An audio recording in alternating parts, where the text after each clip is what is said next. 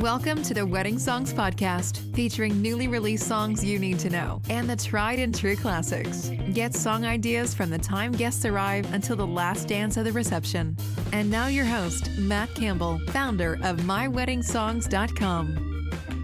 Welcome, everybody, to the Wedding Songs podcast. I am Matt Campbell. Today, I have a very special guest, E. Walter Smith. He's a singer-songwriter based in the Atlanta, Georgia area. Welcome to the show, E. So good to see you, man. Always a pleasure to have a conversation with you and just be in your presence. I want to hear more about your backstory and you singing and creating music. But before we do that, can you tell everybody a story of performing at a wedding in the past?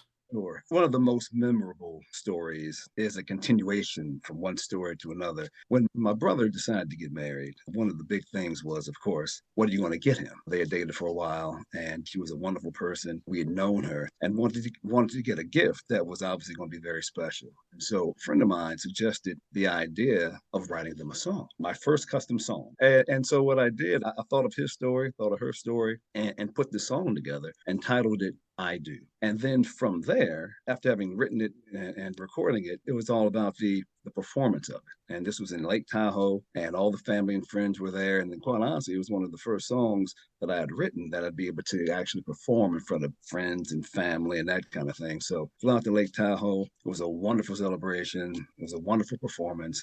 And that kind of started the whole wedding project. And then from there, I actually was invited to sing at the launch of a brand new spa at the Wyndham Bay Hotel in St. Thomas. So a radio station was having a big promotion. They fly me out to St. Thomas, and all because of my song, I Do. And we land, and I'm just sitting on the runway, just saying, oh my God, my song has got me to St. Thomas, presidential suite, the whole 9 yards. And then I sing at the launch of that spa, and the crowd, it was just, and then they do like maybe 400 weddings a year. So, they've seen every kind of wedding, but this was something kind of special. So that was great. And after having done that, there was a festival of sorts called For Sisters On that was in Charlotte, North Carolina. And they invited me to come sing at the Vow Renewal of about 100 couples, 19,000 people in attendance. And these couples are lined up coming down for the vow renewal to me singing I Do. That was very memorable. Very, very memorable. I know you said, was there one, but there were several that really kind of made that extra special. And then one of the other ones was a good friend of mine. We've done a lot of shows together in the past, and he gets married and invites me to sing at his wedding. It was a 3-tiered kind of procession down the aisle where they'd stop, kind of wave at the fans, turn around, kiss, do it again, 4 pews down, all to my song, I Do. So I know you asked for one, but that combination really was what motivated me to continue to write and complete the Wedding Day project. That's awesome. If you're a performer going to sing your song, are you getting there really, really early just to make sure that you're going to sound good on the system that's there? Is there any prep that's done beforehand? How does that work? So the short answer to that is absolutely yes. From the standpoint that for me, one of the most important people in the room is the sound guy, which is usually the DJ. And the reason why he or she is so important is because at the end of the day, they have total control over my performance. I try to talk to them way in advance, let them know the song that I'm performing. Do you want me to bring it on a thumb drive? Do you want me to email the track to you? Do you want me to put it on CD? Do you want me to have it on an MP3 player? Do you want me to have it on the phone? I bring all those anyway, because having done this for the past 3.5 decades, I've seen it all. I've done it all. I'll never forget one show I did where they brought 2 copies of it on CD. The DJ took a break before I went on, and he's eating chicken. You already know. He gets chicken grease on the CD. So midway through the song, I'm performing, it's an upbeat tune. I'm performing and start to skip and stop. I'm like, and he's wiping his mouth. I said, ladies and gentlemen, don't even worry about it. The DJ had to take a little break, but you know what? The band still will continue to do a remix on the CD, put the new CD in, fast forward it, and the party continued. So yeah, I have an amazing relationship with the DJs and the sound crew before the show starts so that when I show up, we're all on the same page and leaving as little to chance as possible. If you fail to plan, you They plan to fail. fail. Yep. So Absolutely. Absolutely. exactly. And it just So takes once. yes. As with anybody that's a performer, I would say we all learn from our mistakes and move on. Absolutely. How do you classify your style of music? At its core, love and romance. I'm a big believer in happy endings. I'm a big believer in love never fails. Love conquers all. The genre is pop, R&B, dance, pretty much. Got a lot of soul and neo soul involved and Motown feel. I'm a baritone bass, so when I drop my jaw on anything out of my body, you already get a kind of feel for where it's going to go. But content wise, it's a love and romance, and every genre has room for that kind of message or that kind of theme, and I try to cover all of that throughout my catalog. Cool. Well, let's step back just for a second. Who would you say has influenced your music the most? Any musicians? So, growing up, I'm a Shaker kid. I'm from Shaker Heights, Ohio. And so, growing up in the 60s and the 70s in Shaker Heights, Ohio, a lot of the musical influences ranged. So, my voice sounded like this when I was 10 years old. So, I was silenced by the music teacher because it was just way too much. And so I ended up playing bass guitar. And in that, the thing, classic rock. So it was Kiss, it was Journey, it was Styx, it was Michael Stanley, it was James Taylor, Kenny Loggins. And so did a lot of that stuff. And then when I turned 18, One in a Million came out by Larry Graham. Mhm. And it was like, oh, now see, I can do that. I could do that. And that's how things really got started in terms of my vocal career. It was on the corner of South Woodland and Alderston Road in Shaker Heights, Ohio. Top down, WJMO radio playing, One in a Million, and I'm singing that. And that's kind of like what started it. But over the years, it's been everything from Kiss to Cameo, from Nat King Cole to Rodgers and Hammerstein. In fact, when I warm up, I'm singing High on the Hill, High, High from Sound of Music or Disney Jungle Book. Now I'm the king of the swing of soul. Those are the songs that I use to warm up because those are the songs I know the lyrics to because I've been singing it all my life.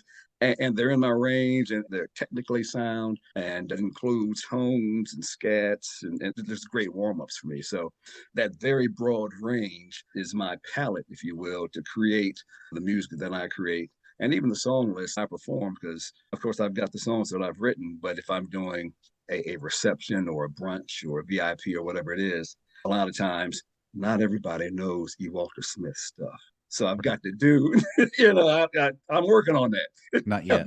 We're working on that, right? Right. But I'll do Nat King Cole, Gino Vanelli, Lou Rawls, Elvis, Queen. I cover Kenny Loggins. I cover a pretty broad spectrum of music because one, I know it, I grew up with it, and it tends to resonate with the audience that you serve. That's cool that you got that wide range of influences because I'm sure that really made you who you are today. Yeah, absolutely. The good, the bad, the ugly. But it's Right. me. Yep. We are who we are from our experiences. Speaking of that, were there any, I know you mentioned some already, were there any non-wedding magical performances that you want to share? I think 2017, I had the opportunity to play the lead role as Nat King Cole, the Nat King Cole, Natalie Cole story. My dad flew in from Cleveland for the performance. And a little context, my dad is the dad that anything we did, he was there. He and mom were there for anything I did. Now, like I said, coming up, I was All-American hoops. So it was primarily basketball games. I ran track. He was a track star. So I ran track because dad ran track. But anything I did, he was there. And the little born backstory, his dad was a tap dancer. The whole E. Walter Smith is a result of not so much my father, who is Walter Smith, but my grandfather, who is also Walter Smith. And he was a tap dancer up in Cleveland. And anytime the big acts came to Cleveland, be it Count Basie, Papa Hines, or Duke Ellington, he would be the opening act. So because he kind of skipped a generation with dad, although my dad was one of the original members of the Dell Vikings, the bug didn't hit him. But for my grandfather, because dad came around when he and grandma got married, that kind of killed his career. So I take the torch. And so here's my opportunity to do Nat King Cole in front of dad. And so we killed it. It was an amazing performance. But one of the things that really inspired it was because prior to getting that role, when they had their 50th anniversary, we took a cruise, the cruise of the Caribbean. On Royal Caribbean, they have like a Star Search kind of talent show. And I sang at that, and I won that. And I won singing Unforgettable. So all the family was there for that, obviously, because it was their 50th. The talent show happens.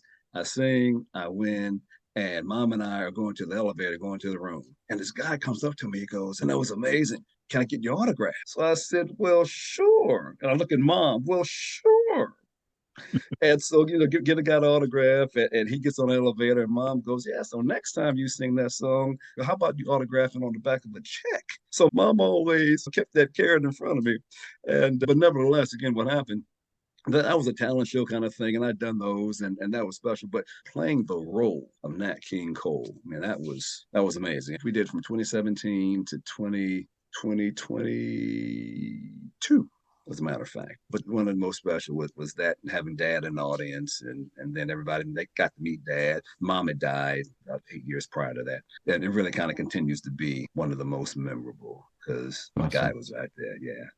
He's definitely one of the greatest singers of all time. All time. I love his song Love. That's one of my favorites to play. Yeah. It's all the way you look at me. Absolutely. Through the years, you have released many wedding themed songs. Congratulations. Do you have any favorites that you've released? Well, at the end of the day, all of them are favorites. They're like your kids. That's the classic. But I told you about I Do. Front Row. So many brides have a problem finding a song for the entrance of the honored guests. And a lot of them, if they don't want to use a symphonic piece, an instrumental piece, they have a tough time finding a piece that is really specific to that particular moment.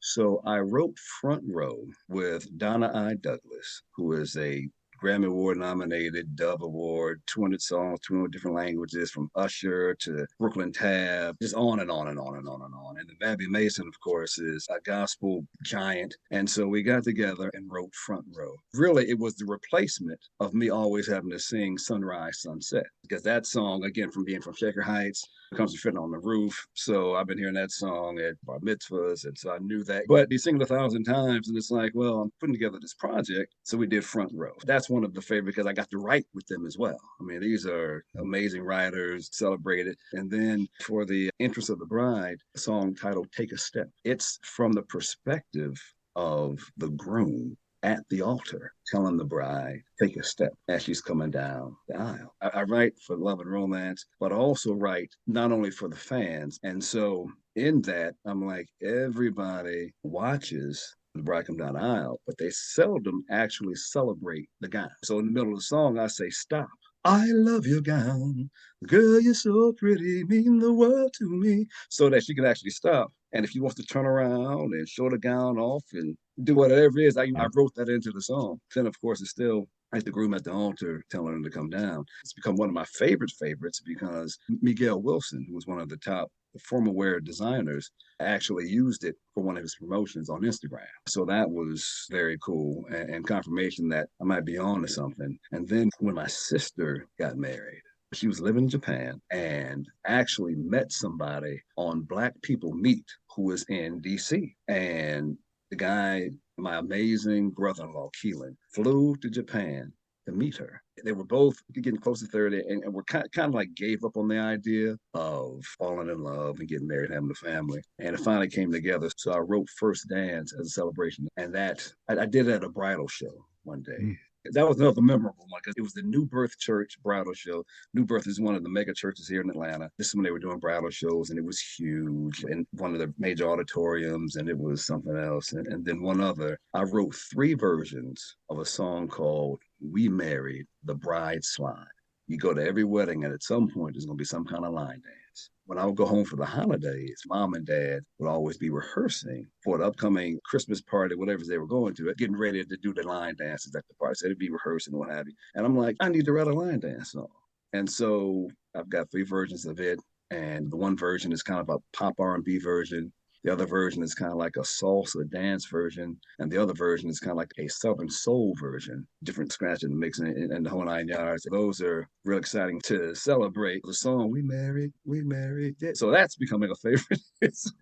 I love how you're releasing all of this music, and that's one of the main reasons I wanted to have you on today is because you recently released the Little Girl, the remix version. Time for a quick break from the show to let you know about the Wedding Music Letter. Are you struggling to find the wedding songs that match your personality and music style? Are you having a hard time keeping up with the new wedding songs being released? Then subscribe today to the Wedding Music Letter by going to my website, myweddingsongs.com, and clicking on the Join Now button. Every Wednesday, you'll get song ideas to build your wedding playlists. On the last day of the month, you'll get all of the new wedding songs released from the prior month. So subscribe today and join over 7,000 other engaged couples and wedding pros by going to myweddingsongs.com and joining the Wedding Music Letter today. Now back to the show. Can you tell us a little bit about the behind the story of the song? On that same night that my sister and Keelan got married, they were off on the honeymoon. Me, mom, dad, and my brother Steve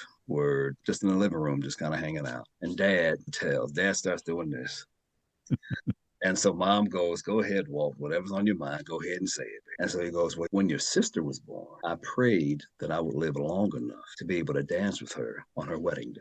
And that had just happened. And a big part of that being very special was that about 18 months before she was born, we lost twins. And it was very traumatic. And this was during a time when the ultrasound didn't let you know if it was a boy or girl. You just kind of prayed for a girl, but you didn't really know. So the big prayer was that we'd have a healthy baby. And Lord, it better be a girl. And so Beverly pops out, and then you fast forward to the wedding day, and Dad, his prayer, his dream, his wish had come true. So that's why there's a line in the song. I prayed that I'd live long enough to be able to dance with you on your wedding day. That's the story behind it. Some of the other influences is the fact that I haven't sired any kids myself. I've had great relationships with other daughters of friends and what have you. And those relationships included, carrying them off the soccer field or going to the teachers' conference or going to the recitals and all that.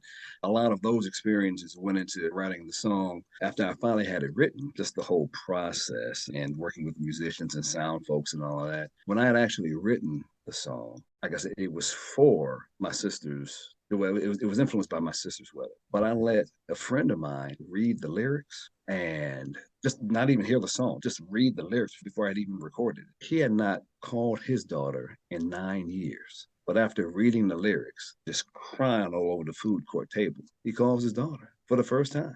The rest of that story is he died 4 years ago, and his daughter was there, and I met her for the first time. So it's that kind of song. When I finally had it written, I got a little girl, she was 16, named Tatiana, American Idol Season 6, to sing the little girl part. Because what was very important to me was to write a song that was actually a duet, where the little girl and the father were sharing the beauty and the magic of their relationship. Because there's not a lot of those kind of songs in the marketplace. And I know that the struggle in finding a great father-daughter song has always been the one that's, what song really tells our story? Typically, that story is one-sided. Either the daughter is singing it or the father is singing it. But this song here, both are singing it. And I got Glenn Perdue to do the music, and it's just an amazing piece. And so Tatiana, like I said, Season 6 American Idol. So she's amazing. We get into the studio, and I do my part. And she goes in and just kill her part. One take. And like maybe a couple punch-ins, because I heard her take. I'm like, what? Just do this right there. And thank you so much. Thank you, blah, blah, blah, blah, blah. So she leaves. Delete everything I just did. Because I gotta kill everything I just did, because she just killed me, and there's no way I'm going to let her just completely upstage me like that. So I went back in, and we fought and struggled and fought, and that what ended up happening. Yeah, that song has just opened up so many doors. I use it as the theme song for my podcast. I also, for 3.5 decades, I've run a financial group. We do insurance, wealth building, legacy planning. And I use it for a podcast that I do called Daddy Daughter Days Presents The Talk. conversation with successful fathers and daughters about when they have the talk about insurance, wealth building, legacy planning. So it is just reaching out in so many different ways to not only help those same fathers and daughters celebrate Daddy Daughter Day, but also introduce the ideas of financial literacy and legacy and asset protection and all of that, all up under the same umbrella. So that's the little girl story. So here we are today. Yeah. We've made it available for download for both just like a radio play kind of thing, as well as the presentation if the fathers and daughters want to sing together. And it is going to be the lead song on my project that will help me totally kind of revamp, how I'm going to be marketing at least the Wedding Day project, maybe some other things I'm doing as well. It's interesting that you reached out many years ago as well, promoting your Wedding Day project. And we worked together back then, and now we're just continuing that relationship. I'll definitely have links in the show notes for the song, but where can people listen to the song and purchase the song, just for those that are listening while they're sitting at their computers? That's right. Very simple. TheLittleGirlSong.com. TheLittleGirlSong.com. Got to include the. It'll take you right there. You were mentioning custom songs. Can you just talk a little bit about that process as well? So the custom song process is one that is much more, I'll say, complicated and involved than one might think, from the standpoint that it's not just a matter of just kind of sitting back and come up with a song. When you're doing a custom song scenario, what you're doing is making sure that the song that you're writing is telling the story that those that are hiring you really want to have told. And then once they've been able to share with you and answer questions as to what influences the song, why it's so special to you after it's been sung, what do you want to have happen after that, what kind of feeling do you want those that are listening to it to have? Is it something that is for a special moment? Is something for a special event? And when you get all these kind of answers to the questions, you then have to use your expertise and your creative talent to take what they've said and really make it come to life. Because I do a lot in the love and romance space, I'm able to tell a story and create a picture in a person's mind that's really vivid, with all the colors and the textures and the tastes. And so you've got to be able to ask the right questions to get the right information that's needed to create something that is really special for that particular person, for that particular moment. So that process oftentimes is a lot of back and forth. And there's even been instances where the conversation went to, I never really knew that I felt that way. I said, well, that's why you got me. That's why you got me, to help you tell your story. And so that's how the process starts. And then once you have just the concept and the idea down, you have to determine what kind of feel you want. Do you want it a ballad? Do you want it a bit tempo? Do you want it an upbeat jam? Who are some of your musical influences? Just all those other kind of things. Do you want just guitar? Do you want an acoustic? Just all the elements they want to make sure that they're more than happy and proud to play it on 12. You know what I mean? Just keep turning it up because they love it so much.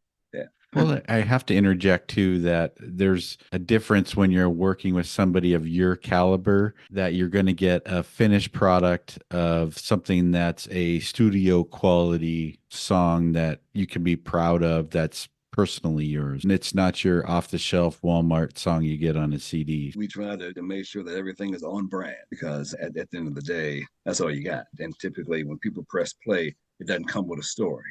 Just press play. And there's no B-League, there's no Pop Warner, music. Yeah. It's like either good or it's not. As we wind down, is there any upcoming projects that you want to share? Hopefully. I'd wanted it done this week, but I think it's going to take another week or so. I've got a song titled She's Like that was originally written as a duet, and pulling it together, it just became, one, a lot easier for me just to do it as a solo. And two, it went from what was going to be a ballad into what is kind of a line dance beat. Very simply, it's a guy telling his friends and anybody that will listen what his new girlfriend or what his new woman is like. She's like a life full of sunset. She's like a Somerset secret, the guy Heaven Sent Secret, on and on and on. And wonderful song. Honestly, it was initially inspired. One day I was sitting back watching YouTube videos and I saw Luther Vandross and Gregory Hines singing. Mm-hmm. And I'm like, you know what? I can do that with somebody that I won't mention because they didn't want to do it. So I wrote the song because the idea was, we were talking about this girl that we met and what she was like. And at the end of it, she walks across the mall and it's like, we both say, there she is. And it's like, We both like the same girl. And that was the initial inspiration behind it. But I tweaked it a little bit. And now it's basically the same thing, but now I do it as a solo. And it ends very cool. And what I've done with social media being what it is and having to pull out so many different kinds of content-based posts that show different sides and elements and what have you, I've kind of tweaked the first 15 seconds so that I can have different things coming up every day and it won't be boring and it almost be like, oh, who is he going to use next? How are you going to do that? So that's what's kind of taking about another week to kind of tweak to make sure that the horn blast is right and make sure that I'm using all the other kind of just technical things to make it really hit. But the name of that song is going to be She's Like It, and everything else we'll definitely be able to find it on ewaltersmith.com, and it'll be on all the streaming platforms at least for a little while. Just to reiterate, ewaltersmith.com. Make sure you go there. And is there anything else that you want to share today with our audience that we might have missed? I would say this. As you are looking for that amazing moment on your wedding day, I want you to think of my wedding day project. It's a 9-song project that has music for every element of your wedding, from the entrance of the honored guest to your procession down the aisle, to your first kiss, to your first dance, to father-daughter dance, to 3 versions of the bride slide, which can be your last dance. It can be your first dance after the dinner is served. But the bottom line is that it covers your whole day in one project. So definitely make sure you go to ewaltersmith.com and just click on weddings.